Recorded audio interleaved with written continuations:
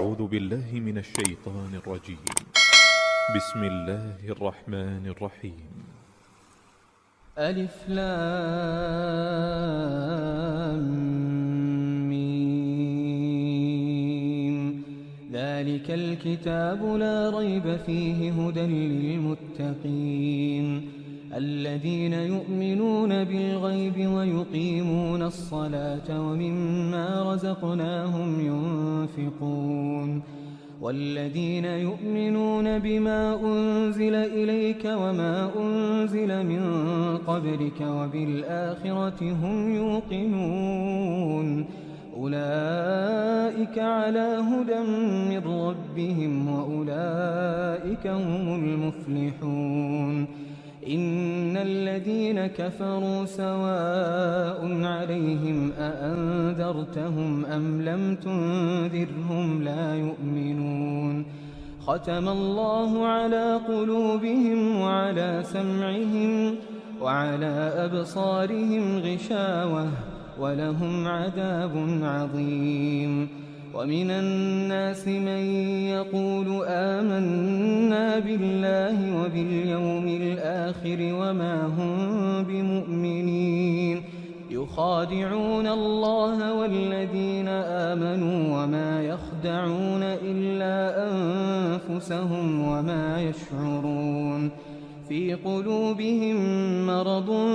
فزادهم الله مرضا ولهم عذاب أليم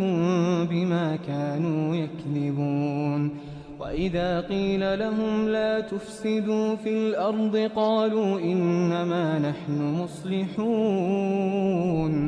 ألا إنهم هم المفسدون ولكن لا يشعرون وإذا قيل لهم آمنوا كما آمن الناس قالوا أنؤمن كما آمن السفهاء ألا إنهم هم السفهاء ولكن لا يعلمون وإذا لقوا الذين آمنوا قالوا آمنا وإذا خلوا إلى شياطينهم قالوا إنا معكم إنما نحن مستهزئون الله يستهزئ بهم ويمدهم في طغيانهم يعمهون أولئك الذين اشتروا الضلالة بالهدى فما ربحت تجارتهم وما كانوا مهتدين مثلهم كمثل الذي استوقد نارا فلما أضاءت ما حوله ذهب الله بنورهم وتركهم في ظلمات لا يبصرون صم بكم عمي فهم لا يرجعون أو كصيب من السماء فيه ظلمات ورعد وبرق يجعلون أصابعهم في آذانهم من الصواعق حذر الموت والله محيط بالكافرين يكاد البرق يخطف أبصارهم كلما أضاء لهم مشوا فيه وإذا أظلم عليهم قاموا ولو شاء الله لذهب بسمعهم وأبصارهم إن الله على كل شيء قدير يا أيها الناس اعبدوا ربكم الذي خلقكم والذين من قبلكم لعلكم تتقون الذي جعل لكم الأرض فراشا والسماء بناء وأنزل من السماء ماء فأخرج به من الثمرات رزقا لكم فلا تجعلوا لله أندادا وأنتم تعلمون وإن كنتم في ريب مما نزلنا على عبدنا فأتوا بسورة من مثله وادعوا شهداءكم من دون الله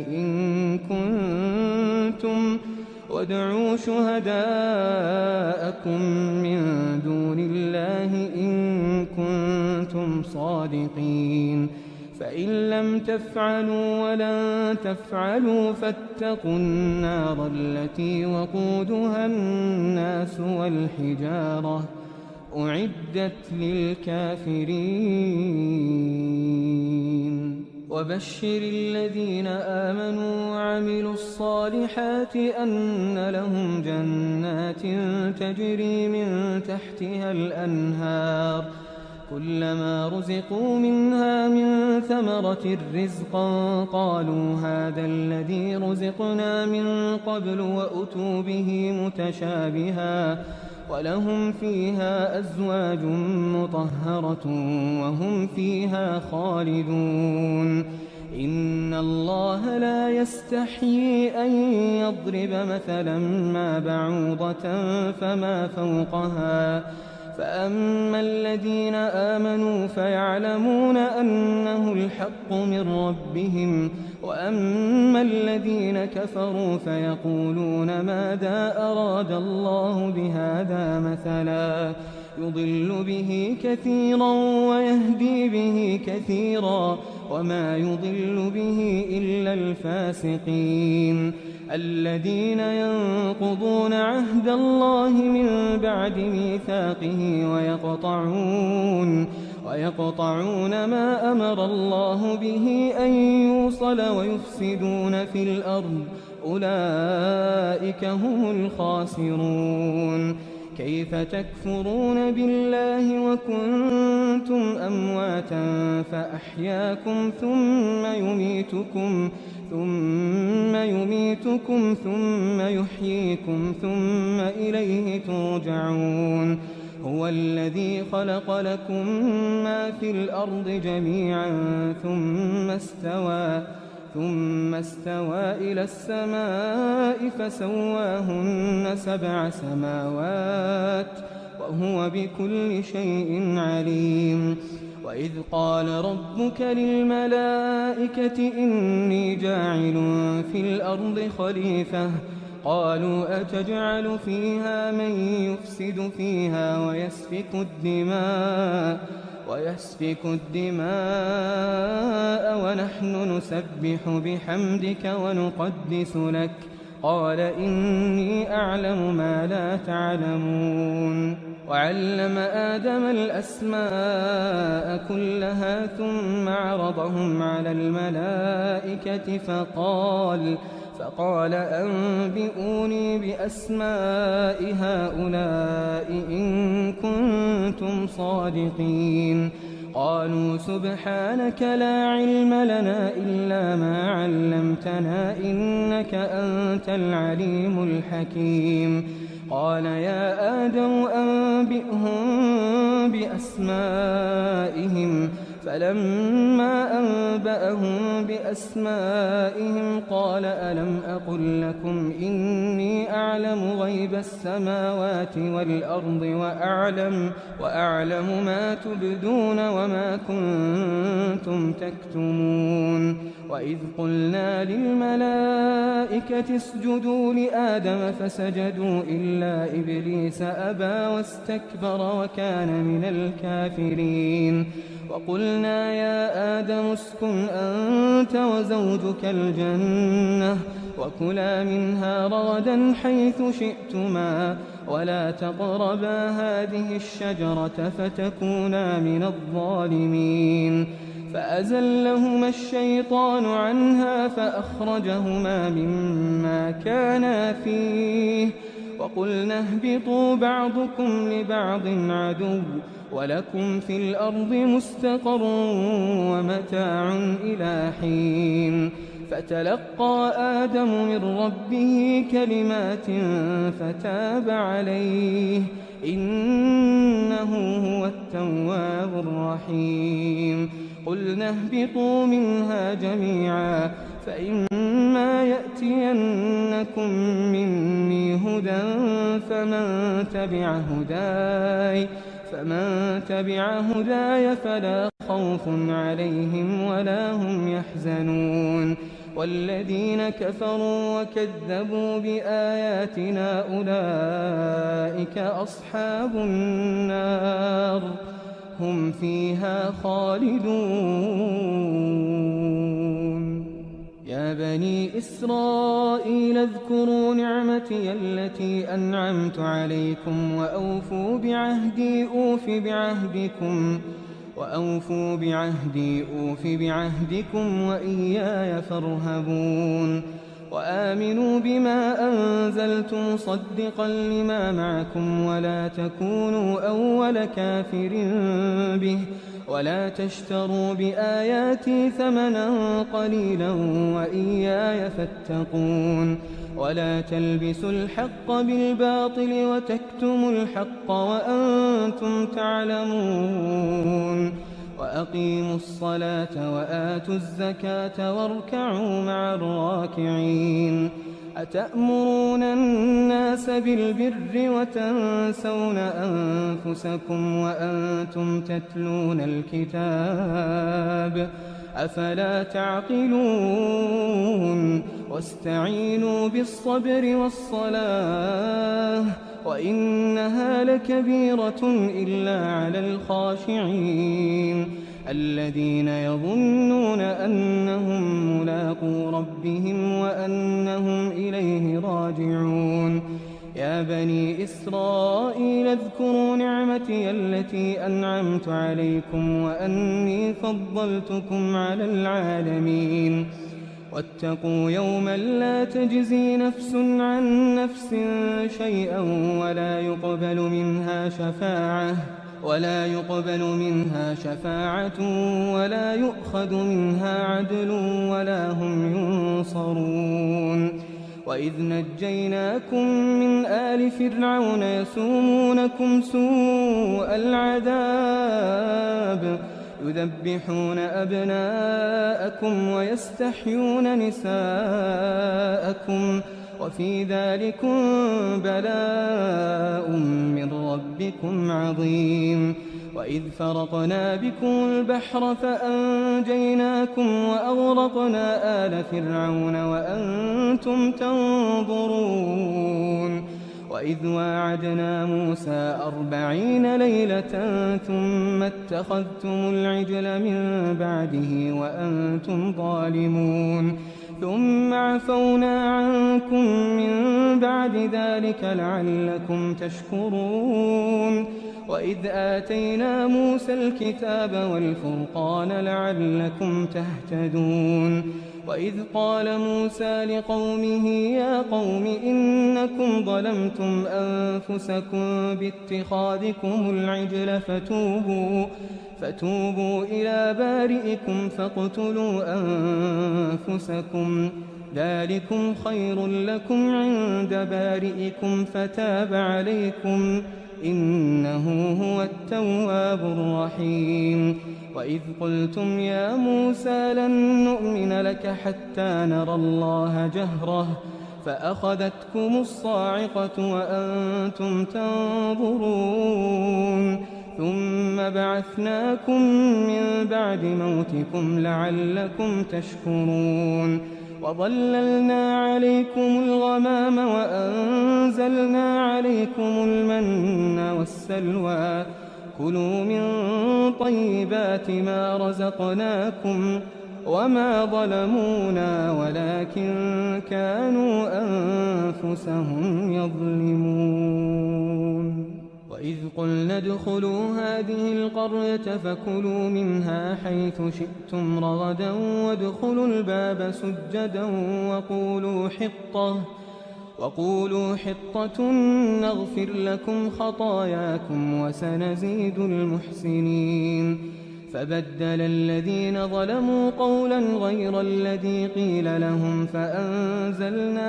فأنزلنا على الذين ظلموا رجزا من السماء بما كانوا يفسقون. وإذ استسقى موسى لقومه فقلنا اضرب بعصاك الحجر فانفجرت منه 12 عينا قد علم كل أناس مشربهم كلوا واشربوا من رزق الله ولا تعثوا في الأرض مفسدين وإذ قلتم يا موسى لن نصبر على طعام واحد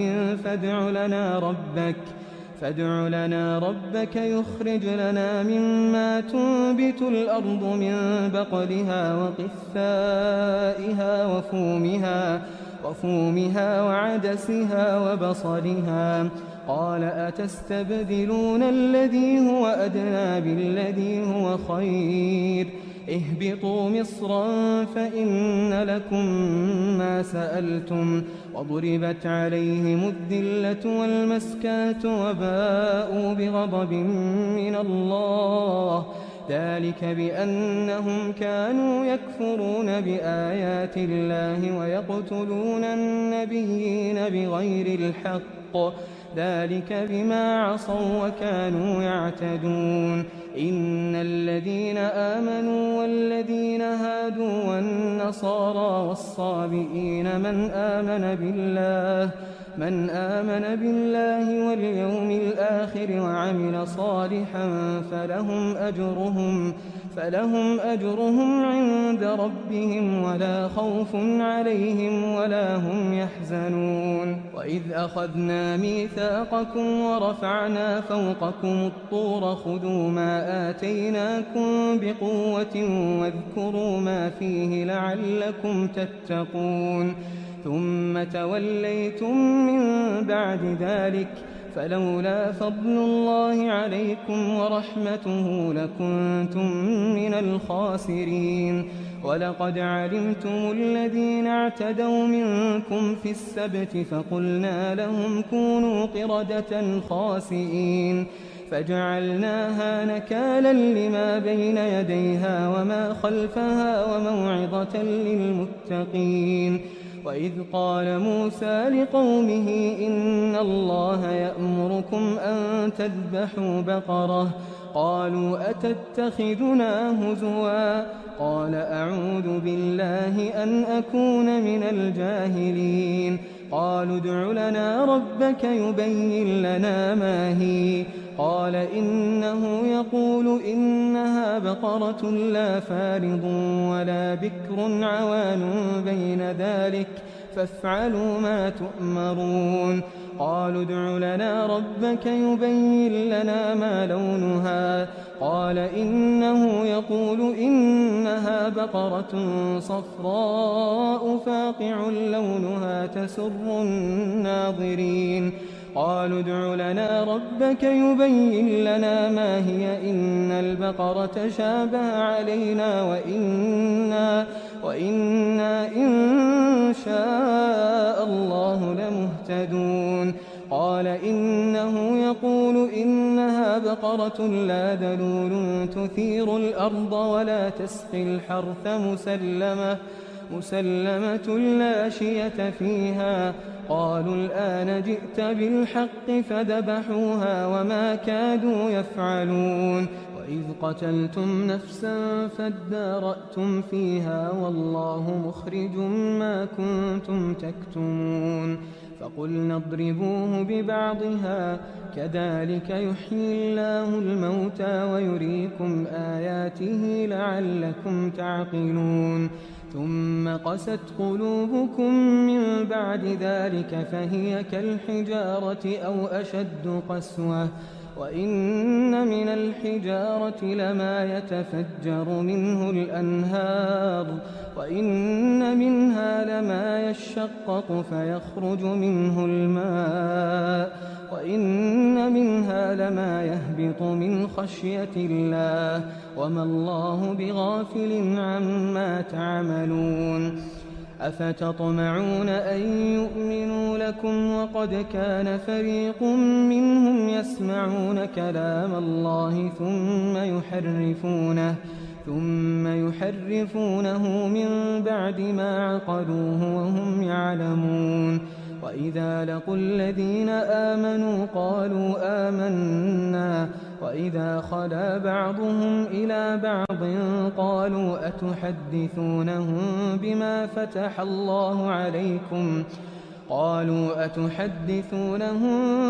فتح الله عليكم ليحاجوكم به عند ربكم أفلا تعقلون أولا يعلمون أن الله يعلم ما يسرون وما يعلنون ومنهم أميون لا يعلمون الكتاب إلا أماني وإن هم إلا يظنون فويل للذين يكتبون الكتاب بأيديهم ثم يقولون هذا من عند الله ليشتروا به ثمنا قليلا فويل لهم مما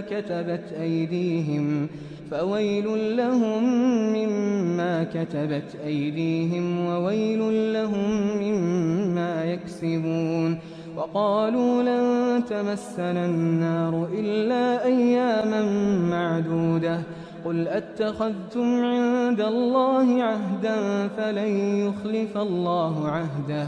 أم تقولون على الله ما لا تعلمون بلى من كسب سيئة وأحاطت به خطيئته فأولئك أصحاب النار هم فيها خالدون والذين آمنوا وعملوا الصالحات أولئك أصحاب الجنة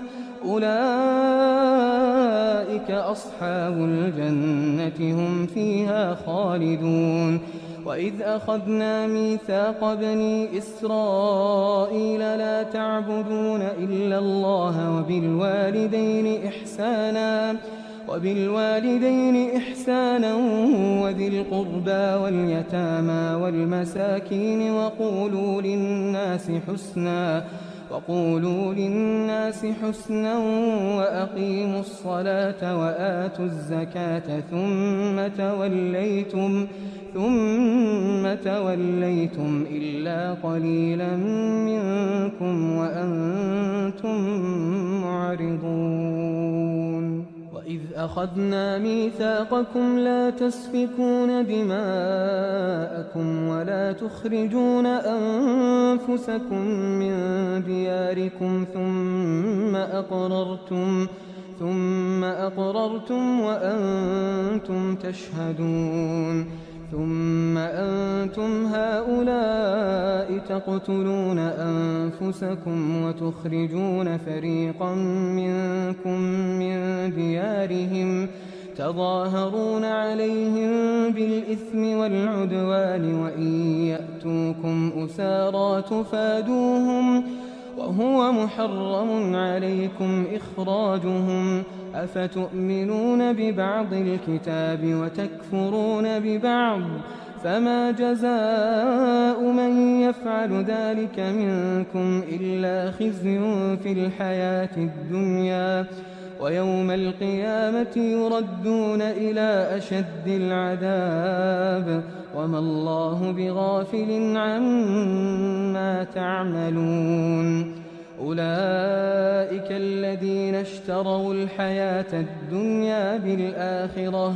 فلا يخفف عنهم العذاب ولا هم ينصرون ولقد آتينا موسى الكتاب وقفينا من بعده بالرسل وآتينا عيسى ابن مريم البينات وأيدناه بروح القدس أفكلما جاءكم رسول بما لا تهوى أنفسكم استكبرتم ففريقا كذبتم وفريقا تقتلون وقالوا قلوبنا غلف بل لعنهم الله بكفرهم فقليلا ما يؤمنون ولما جاءهم كتاب من عند الله مصدق لما معهم وكانوا من قبل يستفتحون على الذين كفروا فلما جاءهم ما عرفوا كفروا به فلعنة الله على الكافرين. بئس ما اشتروا به أنفسهم أن يكفروا بما أنزل الله بغيا أن ينزل الله من فضله على من يشاء من عباده فباءوا بغضب على غضب وللكافرين عذاب مهين. وإذا قيل لهم آمنوا بما أنزل الله قالوا نؤمن بما أنزل علينا ويكفرون بما وراءه وهو الحق مصدقا لما معهم قل فلم تقتلون أنبياء الله من قبل إن كنتم مؤمنين. ولقد جاءكم موسى بالبينات ثم اتخذتم العجل من بعده وأنتم ظالمون. وإذ أخذنا ميثاقكم ورفعنا فوقكم الطور خذوا ما آتيناكم بقوة واسمعوا قالوا سمعنا وعصينا وأشربوا في قلوبهم العجل بكفرهم قل بئس ما يأمركم به إيمانكم إن كنتم مؤمنين. قل إن كانت لكم الدار الآخرة عند الله خالصة من دون الناس فتمنوا الموت إن كنتم صادقين ولن يتمنوه أبدا بما قدمت أيديهم والله عليم بالظالمين. ولتجدنهم أحرص الناس على حياة ومن الذين أشركوا يود أحدهم لو يعمر 1000 سنة وما هو بمزحزحه من العذاب أن يعمر والله بصير بما يعملون. قل من كان عدوا لجبريل فإنه نزله على قلبك بإذن الله مصدقا لما بين يديه وهدى وبشرى للمؤمنين. من كان عدوا لله وملائكته ورسله وجبريل وميكال فإن الله عدو للكافرين. ولقد أنزلنا إليك آيات بينات وما يكفر بها إلا الفاسقون. أو كلما عاهدوا عهدا نبذه فريق منهم بل أكثرهم لا يؤمنون. ولما جاءهم رسول من عند الله مصدق لما معهم نبذ فريق من الذين أوتوا الكتاب كتاب الله وراء ظهورهم كأنهم لا يعلمون. واتبعوا ما تتلو الشياطين على ملك سليمان وما كفر سليمان ولكن الشياطين كفروا يعلمون الناس السحر وما أنزل على الملكين ببابل هاروت وماروت وما يعلمان من أحد حتى يقولا إنما نحن فتنة فلا تكفر فيتعلمون منهما ما يفرقون به بين المرء وزوجه وما هم بضارين به من أحد إلا بإذن الله ويتعلمون ما يضرهم ولا ينفعهم ولقد علموا لمن اشتراه ما له في الآخرة من خلاق ولبئس ما شروا به أنفسهم لو كانوا يعلمون. ولو أنهم آمنوا واتقوا لمثوبة من عند الله خير لو كانوا يعلمون. يا أيها الذين آمنوا لا تقولوا راعنا وقولوا انظرنا واسمعوا وللكافرين عذاب أليم. ما يود الذين كفروا من أهل الكتاب ولا المشركين أن ينزل عليكم من خير من ربكم، والله يختص برحمته من يشاء، والله ذو الفضل العظيم. ما ننسخ من آية أو ننسها نأت بخير منها أو مثلها. ألم تعلم أن الله على كل شيء قدير؟ ألم تعلم أن الله له ملك السماوات والأرض وما لكم من دون الله من ولي ولا نصير؟ أم تريدون أن تسألوا رسولكم كما سئل موسى من قبل؟ ومن يتبدل الكفر بالإيمان فقد ضل سواء السبيل. ود كثير من أهل الكتاب لو يردونكم من بعد إيمانكم كفارا حسدا من عند أنفسهم من بعد ما تبين لهم الحق، فاعفوا واصفحوا حتى يأتي الله بأمره، إن الله على كل شيء قدير. وأقيموا الصلاة وآتوا الزكاة وما تقدموا لأنفسكم من خير تجدوه عند الله، إن الله بما تعملون بصير. وقالوا لن يدخل الجنة إلا من كان هودا أو نصارى، تلك أمانيهم، قل هاتوا برهانكم إن كنتم صادقين. بلى من أسلم وجهه لله وهو محسن فله أجره عند ربه ولا خوف عليهم ولا هم يحزنون. وقالت اليهود ليست النصارى على شيء وقالت النصارى ليست اليهود على شيء وهم يتلون الكتاب، كذلك قال الذين لا يعلمون مثل قولهم، فالله يحكم بينهم يوم القيامة فيما كانوا فيه يختلفون. ومن أظلم ممن منع مساجد الله أن يذكر فيها اسمه وسعى في خرابها، أولئك ما كان لهم أن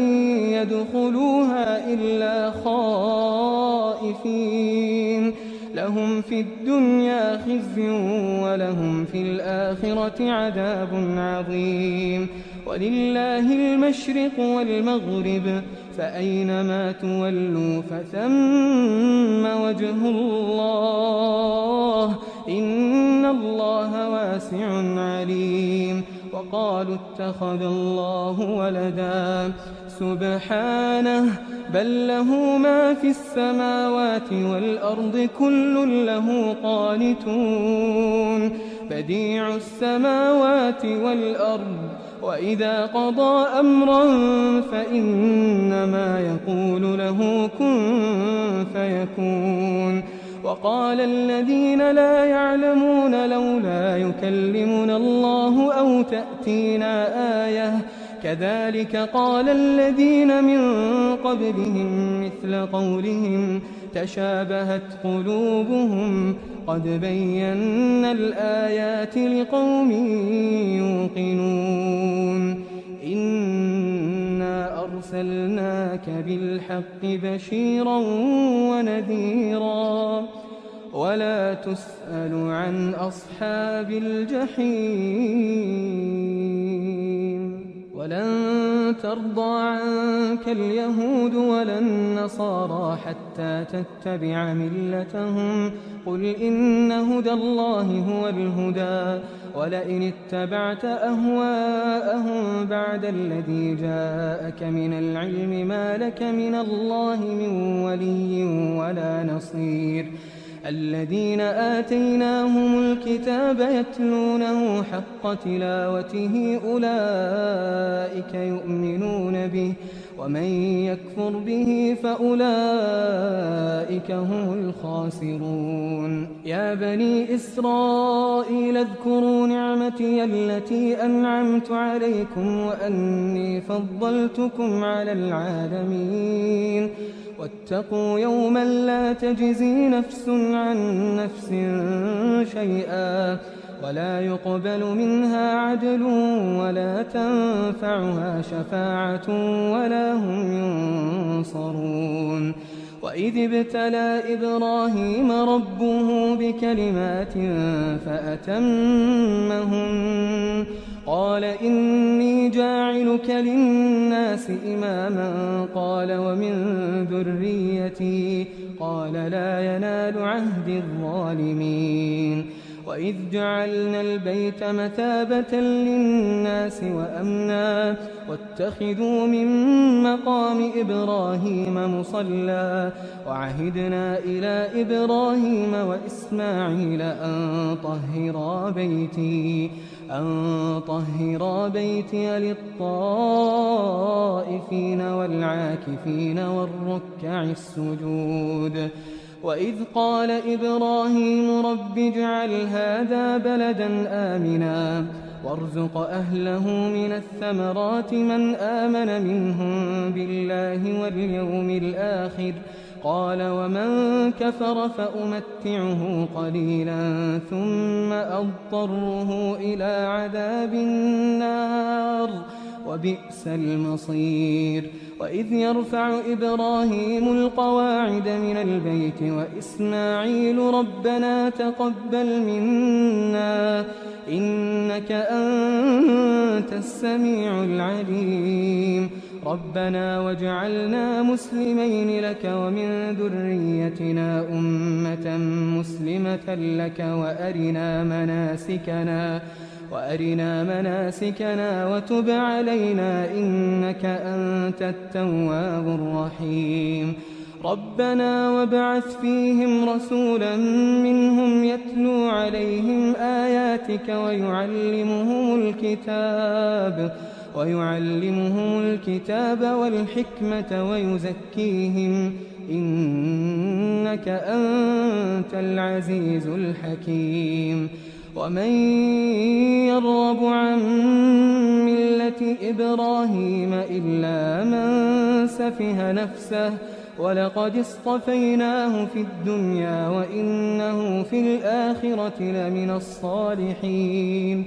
إذ قال له ربه أسلم قال أسلمت لرب العالمين ووصى بها إبراهيم بنيه ويعقوب يا بني إن الله اصطفى لكم الدين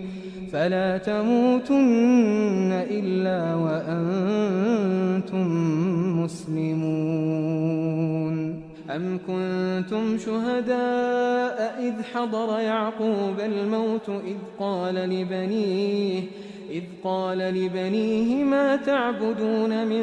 بعدي قالوا نعبد إلهك وإله آبائك إبراهيم وإسماعيل وإسحاق إلها واحدا ونحن له مسلمون تلك أمة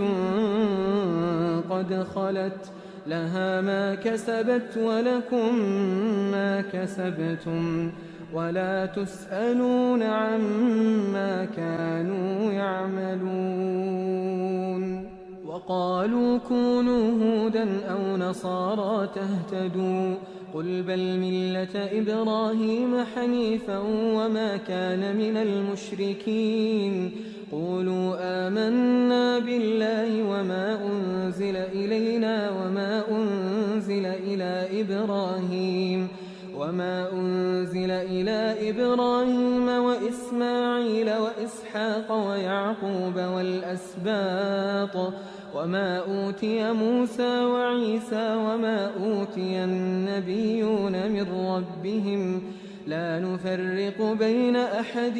منهم ونحن له مسلمون فإن آمنوا بمثل ما آمنتم به فقد اهتدوا وإن تولوا فإنما هم في شقاق فسيكفيكهم الله وهو السميع العليم صبغة الله ومن أحسن من الله صبغة ونحن له عابدون قل أتحاجوننا في الله وهو ربنا وربكم ولنا أعمالنا ولكم أعمالكم ونحن له مخلصون أم تقولون إن إبراهيم وإسماعيل وإسحاق ويعقوب والأسباط كانوا هودا أو نصارى قل أأنتم أعلم أم الله ومن أظلم ممن كتم شهادة عنده من الله وما الله بغافل عما تعملون تلك أمة قد خلت لها ما كسبت ولكم ما كسبتم ولا تسألون عما كانوا يعملون سيقول السفهاء من الناس ما ولاهم عن قبلتهم التي كانوا عليها قل لله المشرق والمغرب يهدي من يشاء إلى صراط مستقيم وكذلك جعلناكم أمة وسطا لتكونوا شهداء على الناس ويكون الرسول عليكم شهيدا وما جعلنا القبلة التي كنت عليها إلا لنعلم من يتبع الرسول ممن ينقلب على عقبيه وإن كانت لكبيرة إلا على الذين هدى الله وما كان الله ليضيع إيمانكم إن الله بالناس لرءوف رحيم قد نرى تقلب وجهك في السماء فلنولينك قبلة ترضاها فول وجهك شطر المسجد الحرام وحيث ما كنتم فولوا وجوهكم شطره وإن الذين أوتوا الكتاب ليعلمون أنه الحق من ربهم وما الله بغافل عما يعملون ولئن أتيت الذين أوتوا الكتاب بكل آية ما تبعوا قبلتك وما أنت بتابع قبلتهم وما بعضهم بتابع قبلة بعض ولئن اتبعت أهواءهم من بعد ما جاءك من العلم إنك إذا لمن الظالمين الذين آتيناهم الكتاب يعرفونه كما يعرفون أبناءهم وإن فريقا منهم ليكتمون الحق وهم يعلمون الحق من ربك فلا تكونن من الممترين ولكل وجهة هو موليها فاستبقوا الخيرات أينما تكونوا يأت بكم الله جميعا إن الله على كل شيء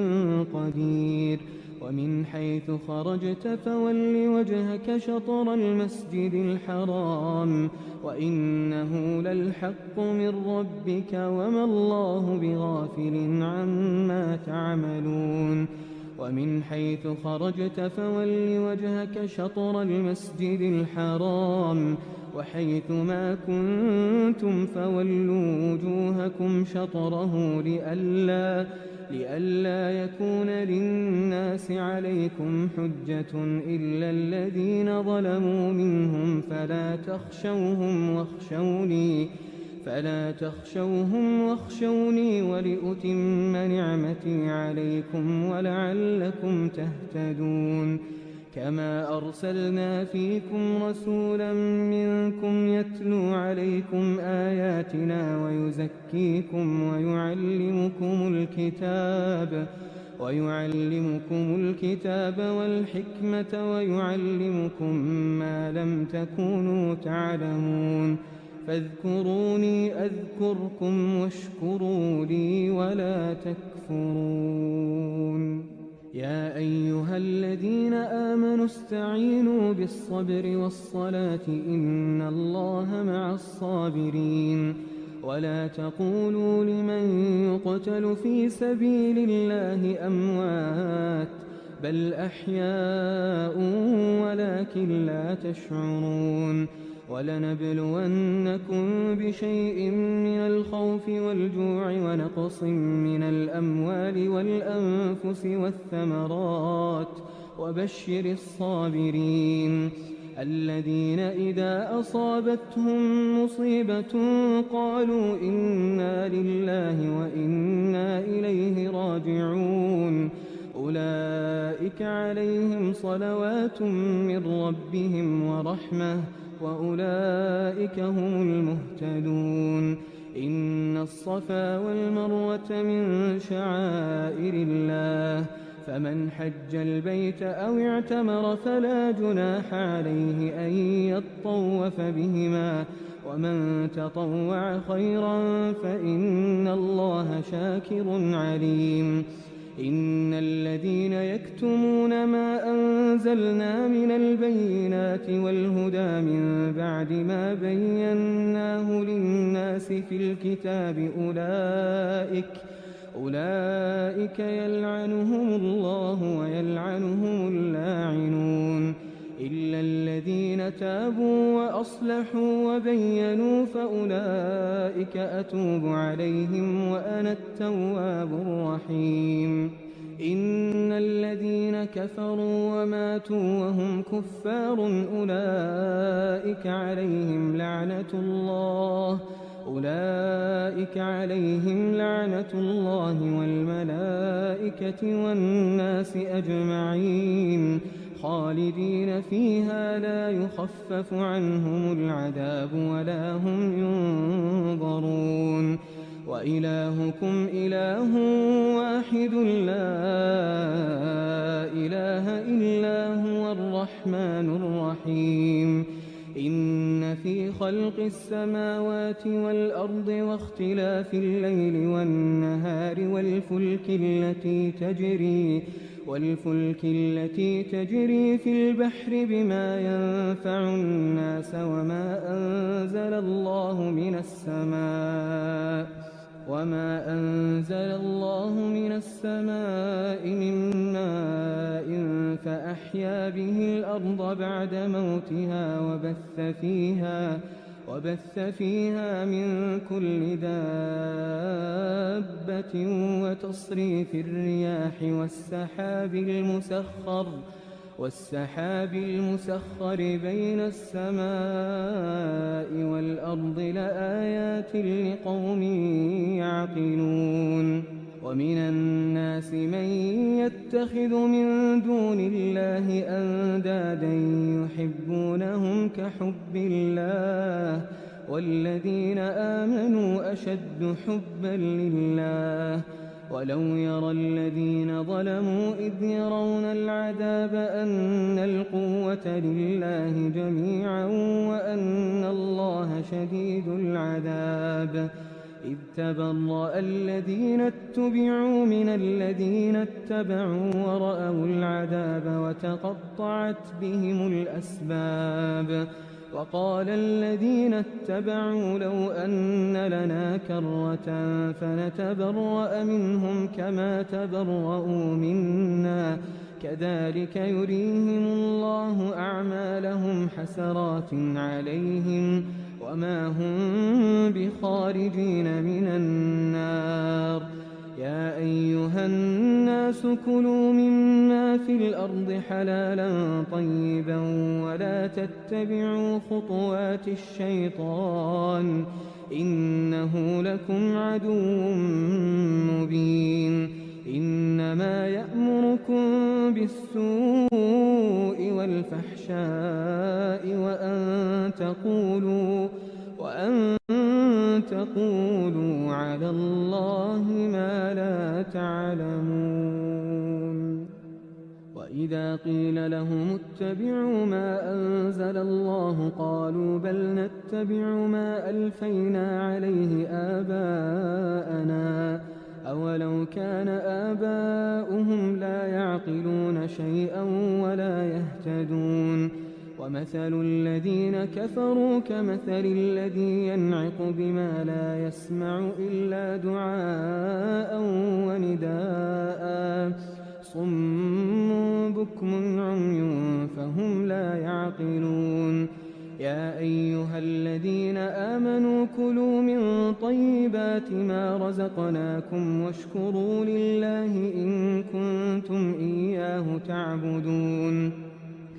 إنما حرم عليكم الميتة والدم ولحم الخنزير وما أهل به لغير الله فمن اضطر غير باغ ولا عاد فلا إثم عليه إن الله غفور رحيم. إن الذين يكتمون ما أنزل الله من الكتاب ويشترون به ثمنا قليلا أولئك ما يأكلون في بطونهم إلا النار ولا يكلمهم الله يوم القيامة ولا يزكيهم ولهم عذاب أليم. أولئك الذين اشتروا الضلالة بالهدى والعذاب بالمغفرة فما أصبرهم على النار. ذلك بأن الله نزل الكتاب بالحق وإن الذين اختلفوا في الكتاب لفي شقاق بعيد. ليس البر أن تولوا وجوهكم قبل المشرق والمغرب ولكن البر من آمن بالله واليوم الآخر والملائكة والكتاب والنبيين وآتى المال على حبه ذوي القربى واليتامى والمساكين وابن السبيل والسائلين وفي الرقاب وأقام الصلاة وآتى الزكاة والموفون بعهدهم إذا عاهدوا والصابرين في البأساء والضراء وحين البأس أولئك الذين صدقوا وأولئك هم المتقون.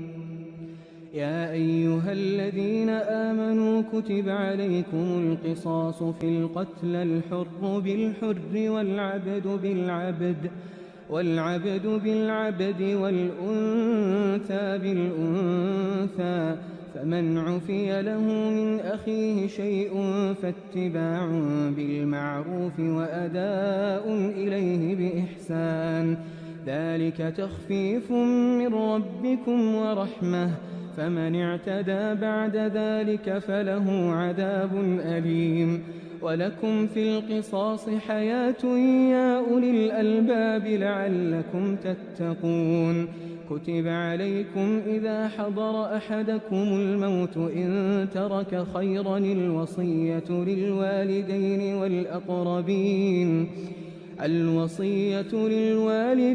والأقربين بالمعروف حقا على المتقين. فمن بدله بعدما سمعه فإنما إثمه على الذين يبدلونه إن الله سميع عليم. فمن خاف من موص جنفا أو إثما فأصلح بينهم فلا إثم عليه إن الله غفور رحيم. يا أيها الذين آمنوا كتب عليكم الصيام كما كتب على الذين من قبلكم لعلكم تتقون أياما معدودات فمن كان منكم مريضا أو على سفر فعدة من أيام أخر وعلى الذين يطيقونه فدية طعام مسكين فمن تطوع خيرا فهو خير له وأن تصوموا خير لكم إن كنتم تعلمون. شهر رمضان الذي أنزل فيه القرآن هدى للناس وبينات من الهدى والفرقان فمن شهد منكم الشهر فليصمه ومن كان مريضا أو على سفر فعدة من أيام أخر يريد الله بكم اليسر ولا يريد بكم العسر ولتكملوا العدة ولتكبروا الله على ما هداكم ولعلكم تشكرون. وإذا سألك عبادي عني فإني قريب أجيب دعوة الداع إذا دعان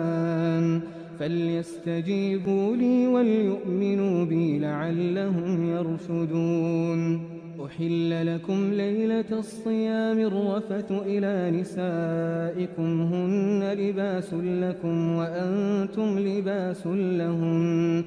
علم الله أنكم كنتم تختانون أنفسكم فتاب عليكم وعفى عنكم فالآن باشروهن وابتغوا ما كتب الله لكم وكلوا واشربوا حتى يتبين لكم الخيط الأبيض من الخيط الأسود من الفجر ثم أتموا الصيام إلى الليل ولا تباشروهن وأنتم عاكفون في المساجد تلك حدود الله فلا تقربوها كذلك يبين الله آياته للناس لعلهم يتقون. ولا تأكلوا أموالكم بينكم بالباطل وتدلوا بها إلى الحكام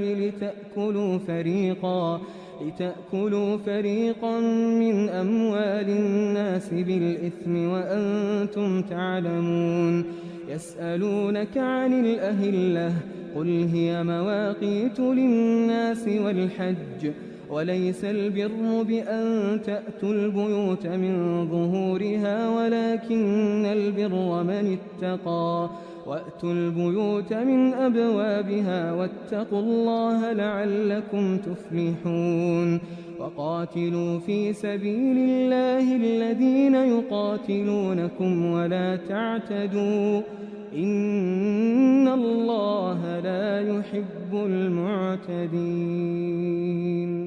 وقتلوهم حيث ثقفتموهم وأخرجوهم من حيث أخرجوكم والفتنة أشد من القتل ولا تقاتلوهم عند المسجد الحرام حتى يقاتلوكم فيه فإن قاتلوكم فاقتلوهم كذلك جزاء الكافرين. فإن انتهوا فإن الله غفور رحيم. وقاتلوهم حتى لا تكون فتنة ويكون الدين لله فإن انتهوا فلا عدوان إلا على الظالمين. الشهر الحرام بالشهر الحرام والحرمات قصاص فمن اعتدى عليكم فاعتدوا عليه بمثل ما اعتدى عليكم واتقوا الله واعلموا أن الله مع المتقين. وأنفقوا في سبيل الله ولا ولا تلقوا بأيديكم إلى التهلكة وأحسنوا إن الله يحب المحسنين وأتموا الحج والعمرة لله فإن أحصرتم فما استيسر من الهدي ولا تحلقوا رؤوسكم حتى يبلغ الهدي محله فمن كان منكم مريضا أو به أذى من رأسه ففدية من صيام أو صدقة أو نسك فإذا أمنتم فمن تمتع بالعمرة إلى الحج فما استيسر من الهدي فمن لم يجد فصيام 3 أيام في الحج و7 إذا رجعتم تلك 10 كاملة ذلك لمن لم يكن أهله حاضر المسجد الحرام واتقوا الله واعلموا أن الله شديد العقاب الحج أشهر معلومات فمن فرض فيهن الحج فلا رفث ولا فسوق ولا جدال في الحج وما تفعلوا من خير يعلمه الله وتزودوا فإن خير الزاد التقوى واتقون يا أولي الألباب ليس عليكم جناح أن تبتغوا فضلا من ربكم فإذا أفضتم من عرفات فاذكروا الله عند المشعر الحرام واذكروه كما هداكم وإن كنتم من قبله لمن الضالين ثم أفيضوا من حيث أفاض الناس واستغفروا الله إن الله غفور رحيم فإذا قضيتم مناسككم فاذكروا الله كذكركم آباءكم أو أشد ذكرا فمن الناس من يقول ربنا آتنا في الدنيا وما له في الآخرة من خلاق ومنهم من يقول ربنا آتنا في الدنيا حسنة وفي الآخرة حسنة وقنا عذاب النار أولئك لهم نصيب مما كسبوا والله سريع الحساب واذكروا الله في أيام معدودات فمن تعجل في يومين فلا إثم عليه ومن تأخر فلا إثم عليه لمن اتقى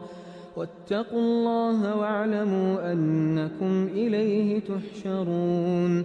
ومن الناس من يعجبك قوله في الحياة الدنيا ويشهد الله على ما في قلبه وهو ألد الخصام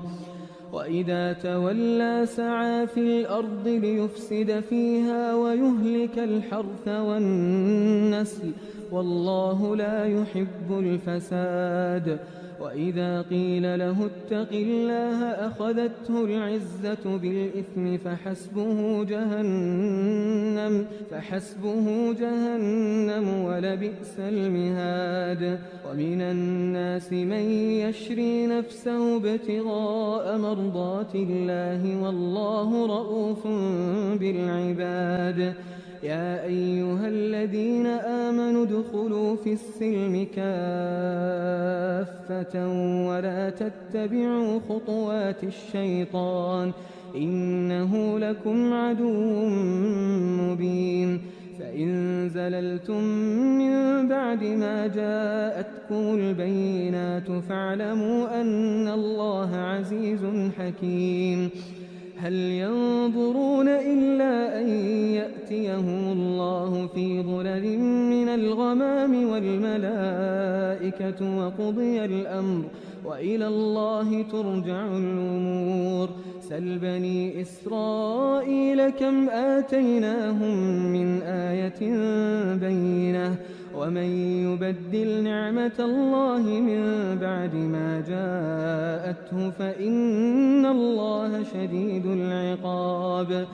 زين للذين كفروا الحياة الدنيا ويسخرون من الذين آمنوا والذين اتقوا فوقهم يوم القيامة والله يرزق من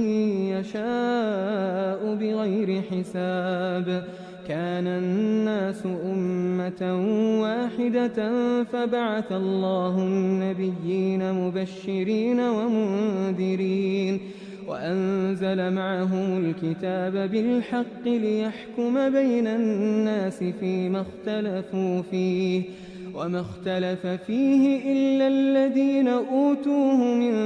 بعد ما جاءتهم البينات بغيا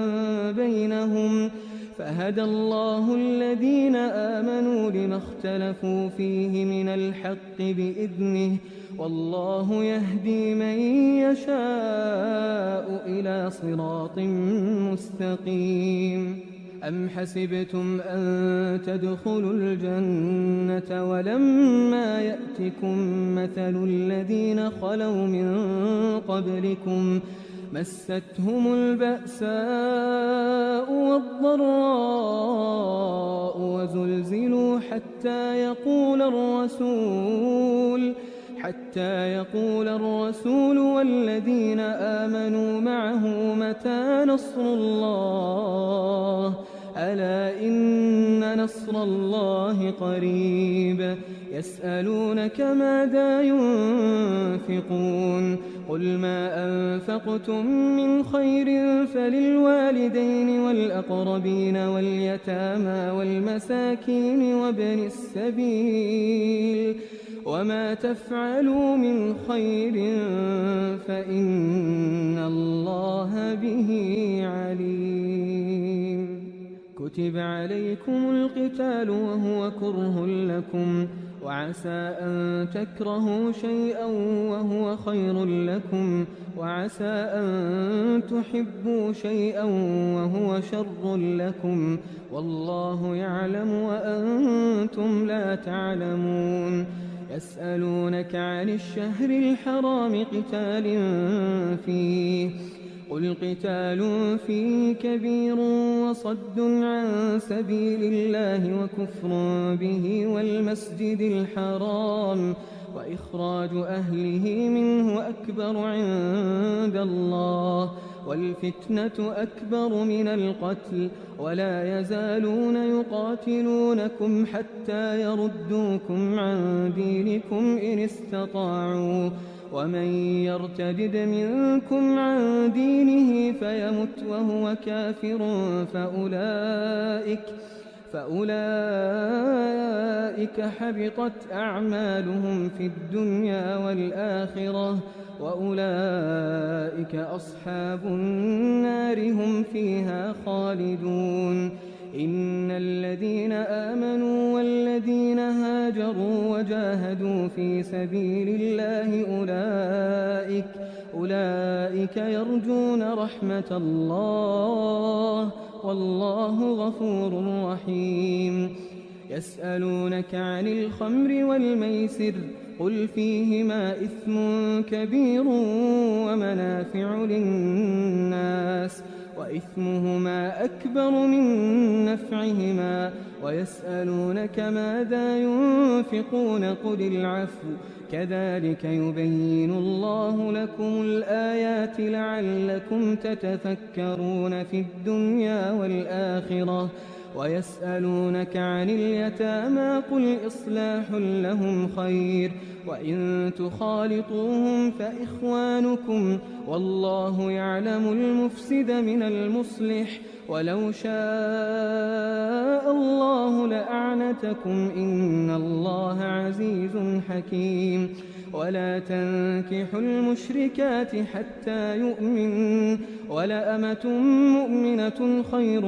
من مشركة ولو أعجبتكم ولا تنكحوا المشركين حتى يؤمنوا ولعبد مؤمن خير من مشرك ولو أعجبكم أولئك يدعون إلى النار والله يدعو إلى الجنة والمغفرة بإذنه ويبين آياته للناس لعلهم يتذكرون ويسألونك عن المحيض قل هو أذى فاعتزلوا النساء في المحيض ولا تقربوهن حتى يطهرن فإذا تطهرن فأتوهن من حيث أمركم الله إن الله يحب التوابين ويحب المتطهرين نساؤكم حرث لكم فأتوا حرثكم أنى شئتم وقدموا لأنفسكم واتقوا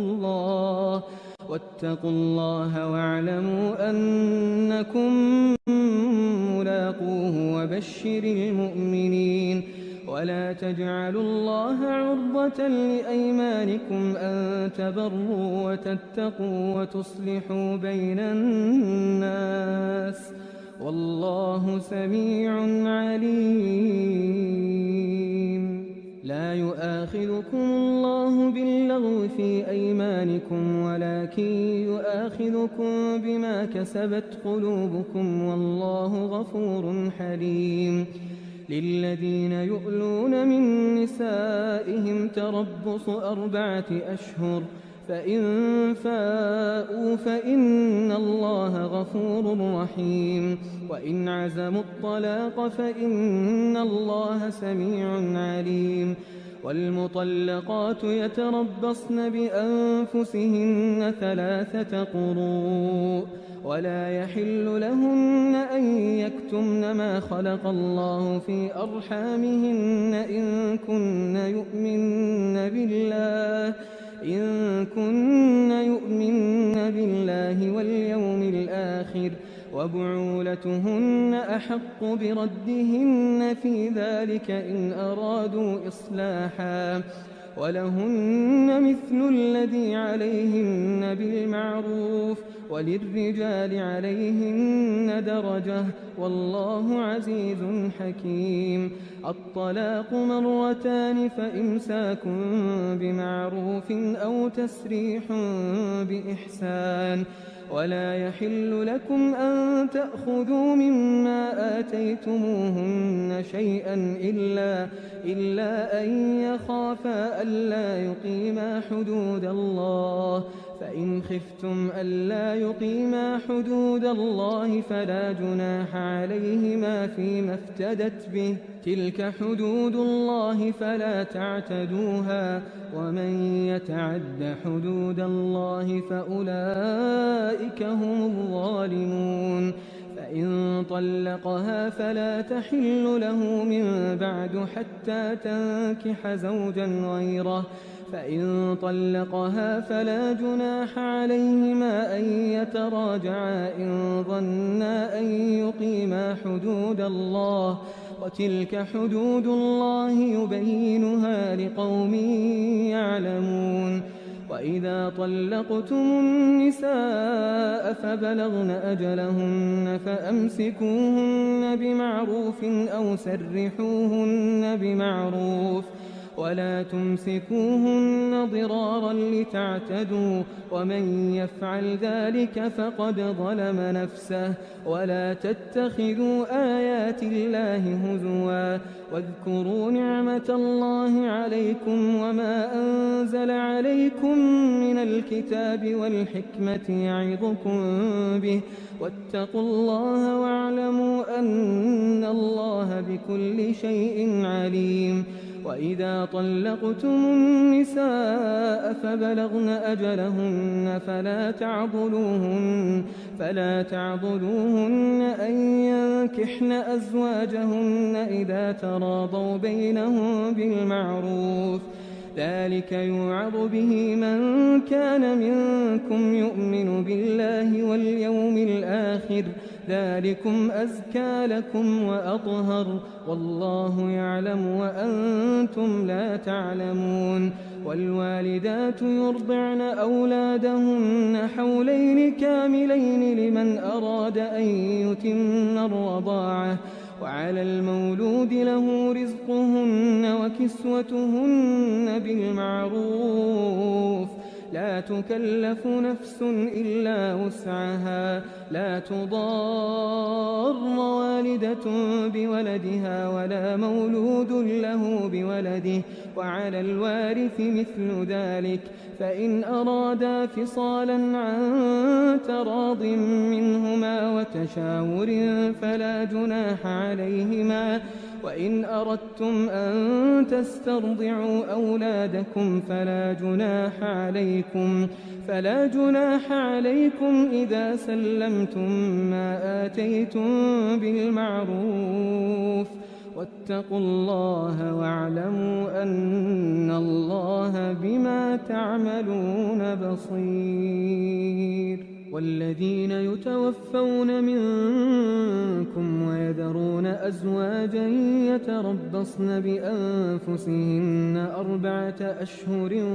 وعشرا فإذا بلغن أجلهن فلا جناح عليكم فيما فعلن في أنفسهن بالمعروف والله بما تعملون خبير ولا جناح عليكم فيما عرضتم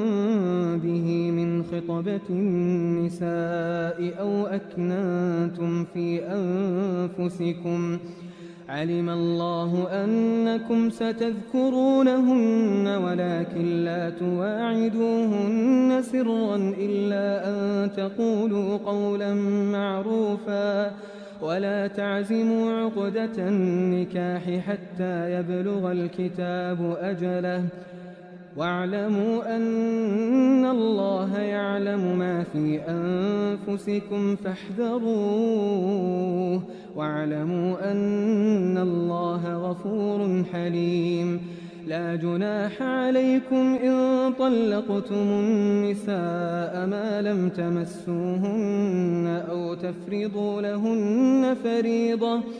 ومتعوهن على الموسع قدره وعلى المقتر قدره متاعا بالمعروف حقا على المحسنين وإن طلقتموهن من قبل أن تمسوهن وقد فرضتم لهن فريضة فنصف ما فرضتم إلا أن يعفون أو يعفو الذي بيده عقدة النكاح وأن تعفوا أقرب للتقوى ولا تنسوا الفضل بينكم إن الله بما تعملون بصير حافظوا على الصلوات والصلاة الوسطى وقوموا لله قانتين فإن خفتم فرجالا أو ركبانا فإذا أمنتم فاذكروا الله كما علمكم ما لم تكونوا تعلمون والذين يتوفون منكم ويذرون أزواجا وصية لأزواجهم متاعا إلى الحول غير إخراج فإن خرجن فلا جناح عليكم فيما فعلن في أنفسهن من معروف والله عزيز حكيم وللمطلقات متاع بالمعروف حقا على المتقين كذلك يبين الله لكم آياته لعلكم تعقلون ألم تر إلى الذين خرجوا من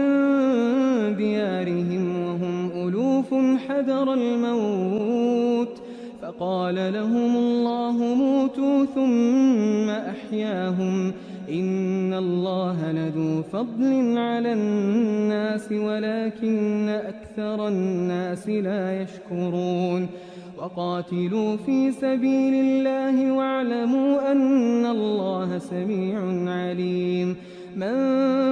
ذا الذي يقرض الله قرضا حسنا فيضاعفه له أضعافا كثيرة والله يقبض ويبسط وإليه ترجعون ألم تر إلى الملأ من بني إسرائيل من بعد موسى إذ قالوا لنبي له مبعث لنا ملكا نقاتل في سبيل الله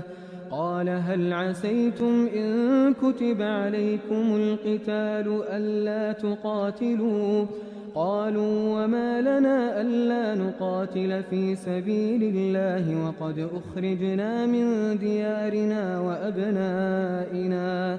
فلما كتب عليهم القتال تولوا إلا قليلا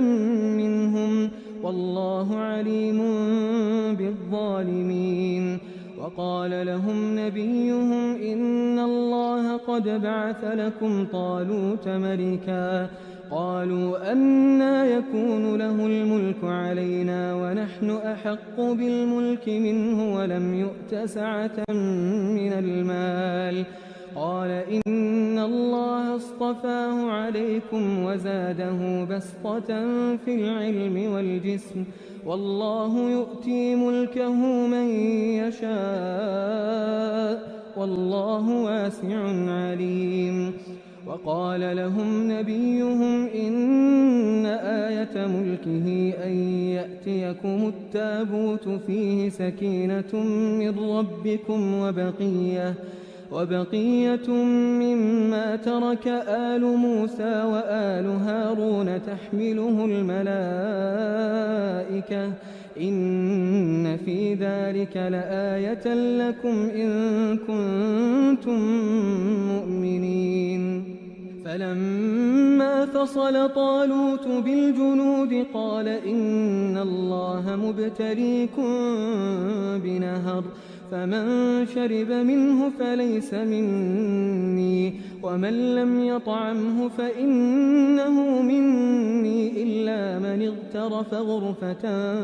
بيده فشربوا منه إلا قليلا منهم فلما جاوزه هو والذين آمنوا معه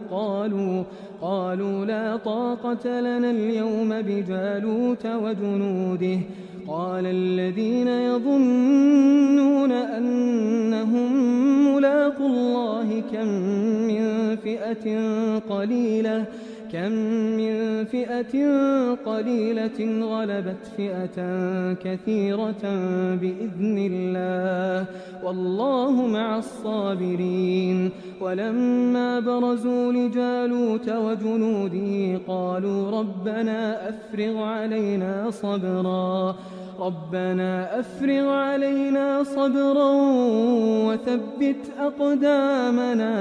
وثبت أقدامنا وانصرنا على القوم الكافرين فهزموهم بإذن الله وقتل داود جالوت وآتاه الله الملك والحكمة وعلمه مما يشاء ولولا دفع الله الناس بعضهم ببعض لفسدت الأرض ولكن الله ذو فضل على العالمين تلك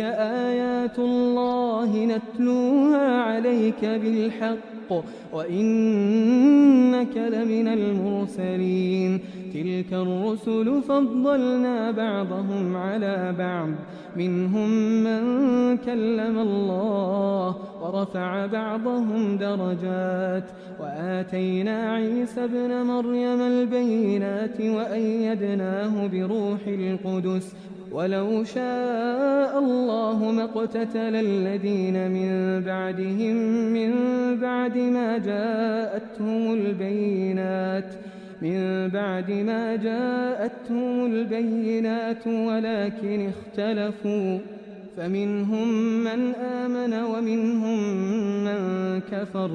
ولو شاء الله ما اقتتلوا ولكن الله يفعل ما يريد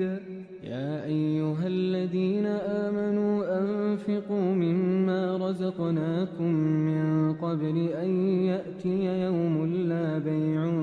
فيه ولا خلة ولا شفاعة والكافرون هم الظالمون الله لا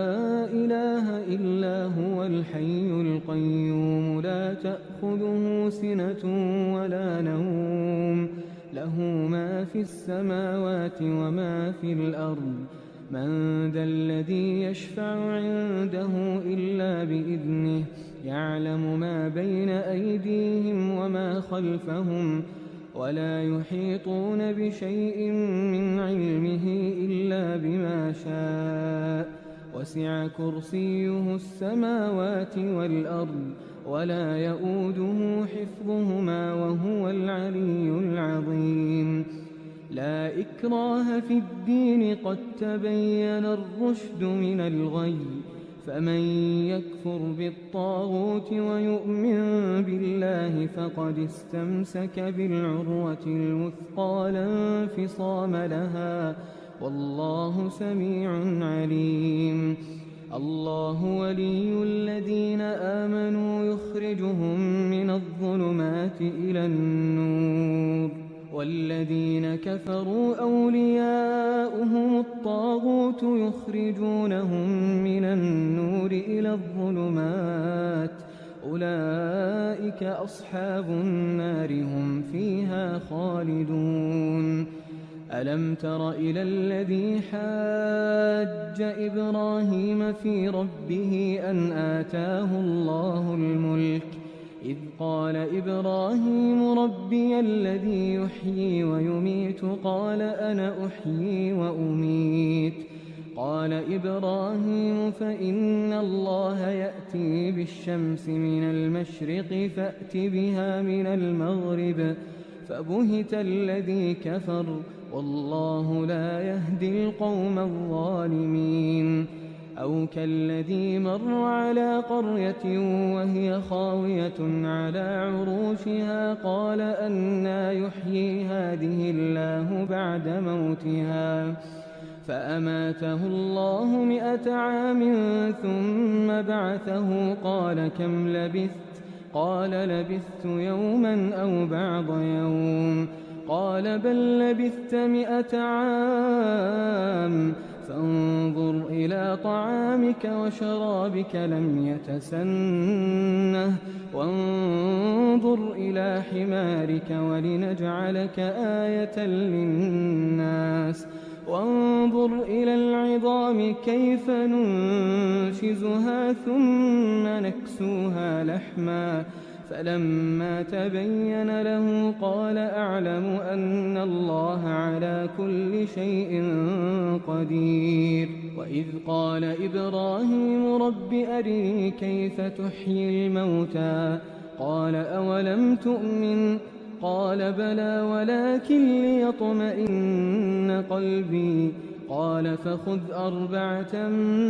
من الطير فصرهن إليك ثم اجعل على كل جبل منهن جزءا ثم ادعهن يأتينك سعيا واعلم أن الله عزيز حكيم مثل الذين ينفقون أموالهم في سبيل الله كمثل حبة أنبتت 7 سنابل في كل سنبلة 100 حبة والله يضاعف لمن يشاء والله واسع عليم الذين ينفقون أموالهم في سبيل الله ثم لا يتبعون ما أنفقوا منا ولا أذى لهم أجرهم عند ربهم ولا خوف عليهم ولا هم يحزنون قول معروف ومغفرة خير من صدقة يتبعها أذى والله غني حليم يا أيها الذين آمنوا لا تبطلوا صدقاتكم بالمن والأذى كالذي ينفق ماله رئاء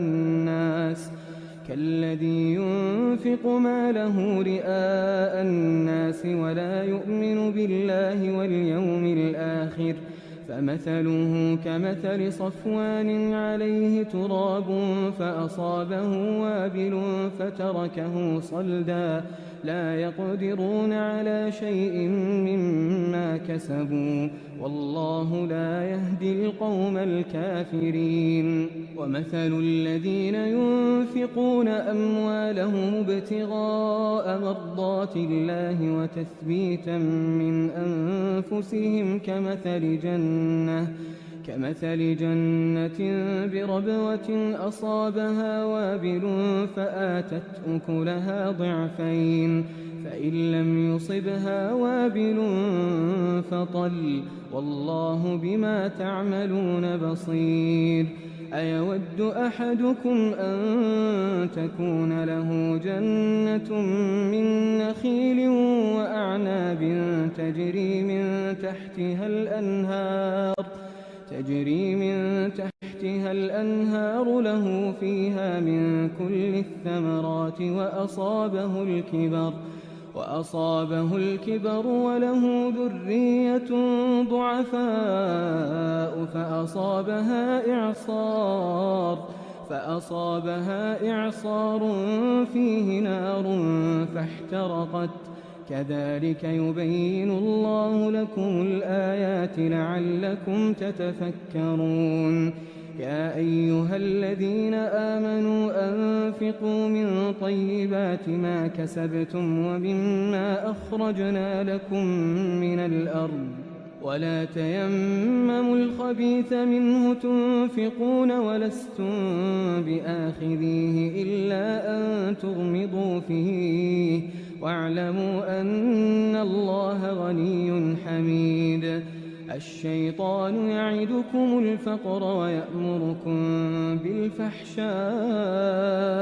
والله يعدكم مغفرة منه وفضلا والله واسع عليم يؤتي الحكمة من يشاء ومن يؤت الحكمة فقد أوتي خيرا كثيرا وما يذكر إلا أولو الألباب وما أنفقتم من نفقة أو نذرتم من نذر فإن الله يعلمه وما للظالمين من أنصار إن تبدوا الصدقات فنعما هي وإن تخفوها وتؤتوها الفقراء فهو خير لكم ويكفر عنكم من سيئاتكم والله بما تعملون خبير ليس عليك هداهم ولكن الله يهدي من يشاء وما تنفقوا من خير فلأنفسكم وما تنفقون إلا ابتغاء وجه الله وما تنفقوا من خير يوفى إليكم وأنتم لا تظلمون للفقراء الذين أحصروا في سبيل الله لا يستطيعون ضربا في الأرض يحسبهم الجاهل أغنياء من التعفف تعرفهم بسيماهم لا يسألون الناس إلحافا وما تنفقوا من خير فإن الله به عليم الذين ينفقون أموالهم بالليل والنهار سرا وعلانية فلهم أجرهم عند ربهم ولا خوف عليهم ولا هم يحزنون الذين يأكلون الربا لا يقومون إلا كما يقوم الذي يتخبطه الشيطان من المس ذلك بأنهم قالوا إنما البيع مثل الربا وأحل الله البيع وحرم الربا فمن جاءه موعظة من ربه فانتهى فله ما سلف وأمره إلى الله ومن عاد فأولئك أصحاب النار هم فيها خالدون يمحق الله الربا ويربي الصدقات والله لا يحب كل كفار أثيم. إن الذين آمنوا وعملوا الصالحات وأقاموا الصلاة وآتوا الزكاة لهم أجرهم عند ربهم ولا خوف عليهم ولا هم يحزنون. يا أيها الذين آمنوا اتقوا الله وذروا ما بقي من الربا إن كنتم مؤمنين، فإن لم تفعلوا فأذنوا بحرب من الله ورسوله، وإن تبتم فلكم رؤوس أموالكم لا تظلمون ولا تظلمون. وإن كان ذو عسرة فنظرة إلى ميسرة، وأن تصدقوا خير لكم إن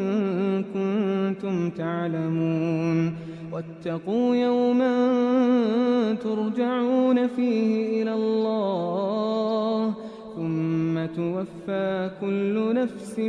ما كسبت وهم لا يظلمون. يا أيها الذين آمنوا إذا تداينتم بدين إلى أجل مسمى فاكتبوه، وليكتب بينكم كاتب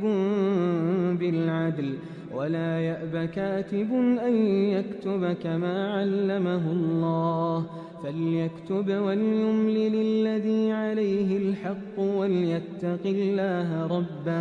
وليتق الله ربه ولا يبخس منه شيئا، فإن كان الذي عليه الحق سفيها أو ضعيفا أو لا يستطيع أن يمل هو فليملل وليه بالعدل، واستشهدوا شهيدين من رجالكم فإن لم يكونا رجلين فرجل وامرأتان ممن ترضون من الشهداء أن تضل إحداهما فتذكر إحداهما الأخرى،